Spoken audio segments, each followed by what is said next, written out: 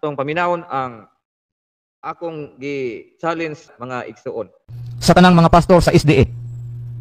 Diha sa Biblia nga inyong gisipit-sipitan sa inyong ilok. Sa Exodo kapitulo 20, versikulo 8, unsa may mabasa nga sugo niya. Giingon ba diha sa mao nga teksto nga hinumdumi ang ikapitong adlaw sa semana ug ilha kini nga balaan? Kay kun mao nay mabasa, amo undang ko wali sa kamatuoran. Og musunod ko diha sa inyo ha, mobalhin ko diha sa inyo ha. Mautoy ako ang challenge question ngadto sa atong mga amigo nga mga pastor o evangelist sa Seventh-day Adventist.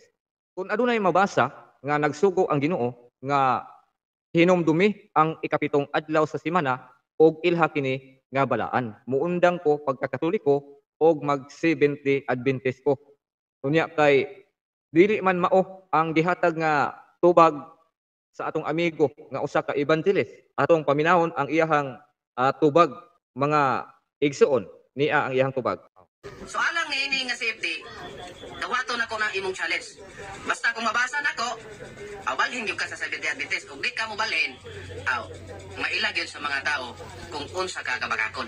O di ang sitas, siyempre nangita magag letra por letra, tagaan letra por letra.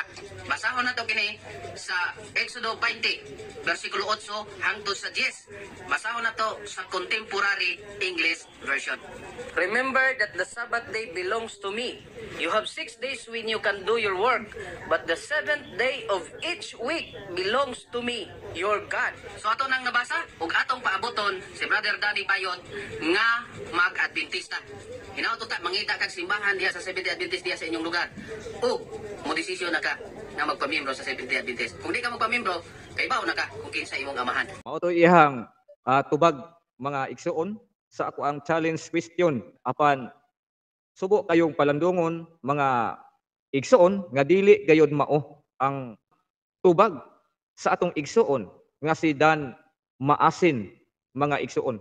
Unsaon man ako pagka balhin ngadto sa Sabadista nga dili man mao ang inyong gihatag